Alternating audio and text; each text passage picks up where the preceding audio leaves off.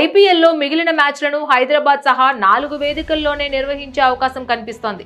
ఈ నెల 16న లీగ్ను తిరిగి ప్రారంభించాలని, సాధ్యం కాకపోతే 17న రీస్టార్ట్ చేసి మే 30 లేదా జూన్ 1న ఫైనల్గా నిర్వహించాలని బీసీసీఐ భావిస్తోంది. ఫైనల్ మ్యాచ్ను కోల్కతా నుంచి అహ్మదాబాద్కు మార్చే యోచనలో బోర్డు ఉంది. లీగ్ రీస్టార్ట్పై సోమవారం బోర్డు నుంచి ప్రకటన రావచ్చు. ఈ నెల 10న లీగ్ ఆగిపోవడంతో స్వదేశాలకు వెళ్లిన ఫారిన్ ప్లేయర్లు, ఇతర ఆటగాళ్లను తిరిగి రప్పించి మంగళవారంలోపు తమ బేస్లకు చేరుకోవాలని అన్ని ఫ్రాంచైజీలకు బీసీసీఐ సూచించిందని సమాచారం. ఇండియా, పాకిస్తాన్ శనివారం కాల్పుల విరమణ ప్రకటించడంతో లీగ్ను రీస్టార్ట్ చేసే విషయంపై బీసీసీఐ, ఐపీఎల్ గవర్నింగ్ కౌన్సిల్ మెంబర్లు ఆదివారం చర్చించారు.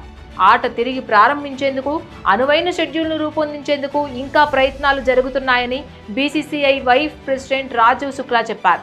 ప్రస్తుతానికైతే ఐపీఎల్పై ఎలాంటి నిర్ణయం లేదు. బీసీసీఐ అధికారులు పరిష్కారాలపై పనిచేస్తున్నారు. బీసీసీఐ సెక్రటరీ, ఐపీఎల్ చైర్మన్ ఫ్రాంచైజీలతో చర్చలు జరుపుతున్నారు. త్వరలోనే నిర్ణయం వస్తుంది.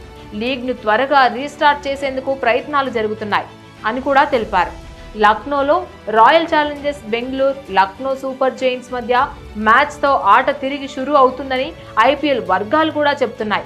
ప్లే ఆఫ్ దశకు సంబంధించి క్వాలిఫైయర్, ఎలిమినేటర్ మ్యాచ్లకు హైదరాబాద్ వేదికగా ఉంటుంది. ఇందులో ఎలాంటి మార్పు లేదు. కానీ కోల్కతాలో ఫైనల్ మ్యాచ్కు వర్షం అడ్డంకి కావచ్చు. ఈ ఫైనల్ బహుశా జూన్ 1న జరగవచ్చు. వర్షం కారణంగా ఫైనల్ అహ్మదాబాద్లో జరిగే అవకాశం ఉంది అని కూడా తెలిపాయి. ఢిల్లీ, ధర్మశాలలో మ్యాచ్లు నిర్వహించే ఛాన్స్ లేదు. ఈ 2 వేదికల నుంచి ఇప్పటికే బ్రాడ్కాస్టింగ్, ఇతర పరికరాలను తొలగించారు.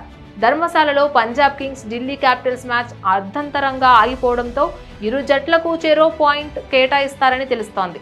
లీగ్ను తిరిగి ప్రారంభించే విషయంలో కేంద్ర ప్రభుత్వ సమ్మతి కూడా అవసరం అవుతుందని బీసీసీఐ సెక్రటరీ దేవజిత్ సైకియా చెప్పారు. తొందరలోనే మిగిలిన మ్యాచ్లను నిర్వహించేందుకు ఫ్రాంచైజీలు, బ్రాడ్కాస్టర్లు, స్పాన్సర్లు, అలాగే రాష్ట్ర సంఘాలతో సంప్రదింపులు చేస్తాం.